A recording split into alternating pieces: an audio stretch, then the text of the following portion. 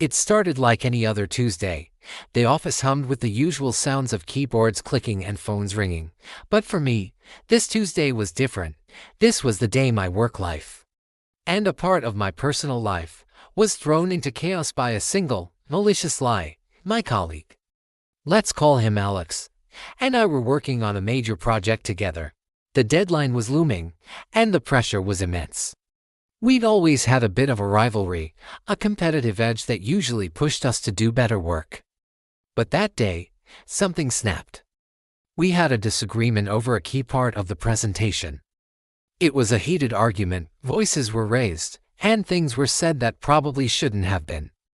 It wasn't my proudest moment, I'll admit. I thought we'd cool off, sort it out, and get back to work. I was wrong, so wrong. Later that afternoon, I was called into my manager's office.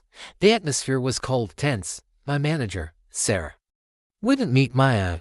She told me that a serious complaint had been made against me.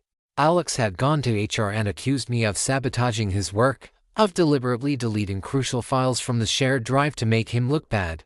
I was floored. It was a complete fabrication. I couldn't believe it. I tried to defend myself, explaining that we had argued, yes, but I would never, ever do something so unprofessional and destructive. The look on Sarah's face told me she wasn't entirely convinced. The damage was already done. An accusation, even a baseless one, hangs in the air like a thick fog. The days that followed were pure misery. An official investigation was launched. I was treated like a pariah. Colleagues who used to chat with me by the coffee machine now avoided my gaze. I'd walk into a room, and conversations would stop. Whispers followed me down the hallway. I could feel their eyes on my back, judging me, suspecting me.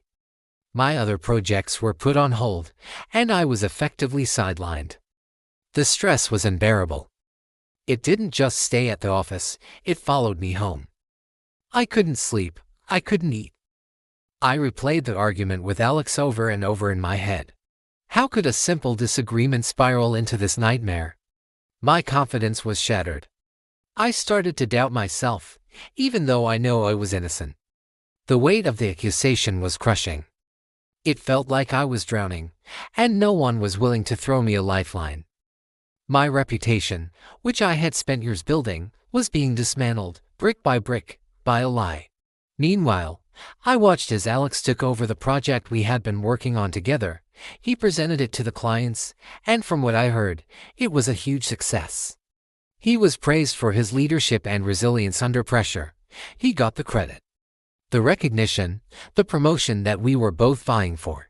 And he got it by stepping on me.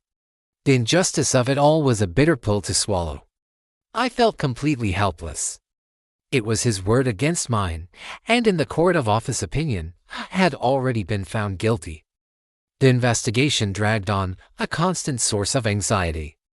Each email from HR made my heart pound. Each meeting felt like an interrogation. I was living in a state of suspended animation, waiting for a verdict that could end my career.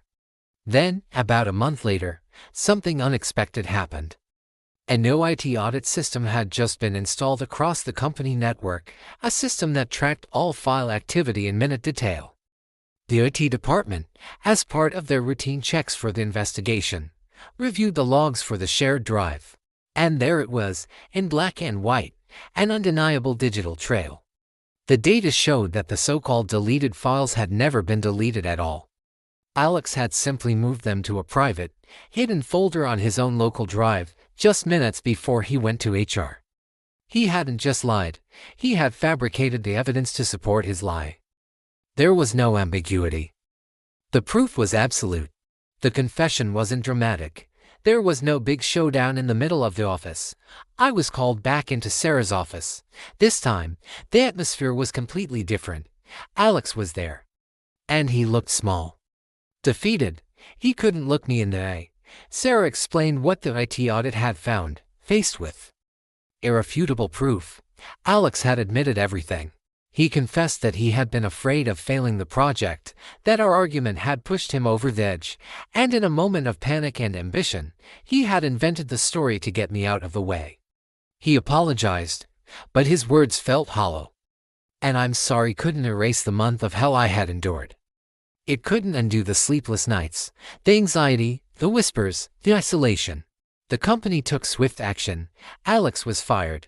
My name was officially cleared, and a company-wide email was sent out explaining the situation and exonerating me completely. My colleagues apologized. One by one, they said they were sorry for doubting me, for being so quick to judge. I appreciated their apologies, but things would never be the same. A scar had been left.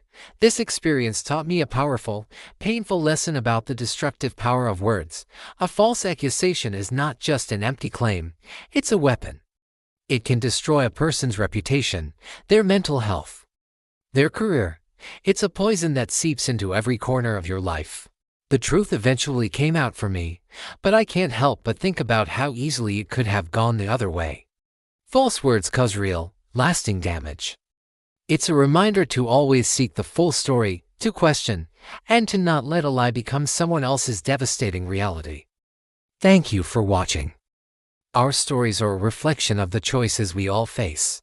For more real stories that teach real lessons, make sure to follow Moral Compass 01. Think before you speak, and always choose kindness. We'll see you in the next video.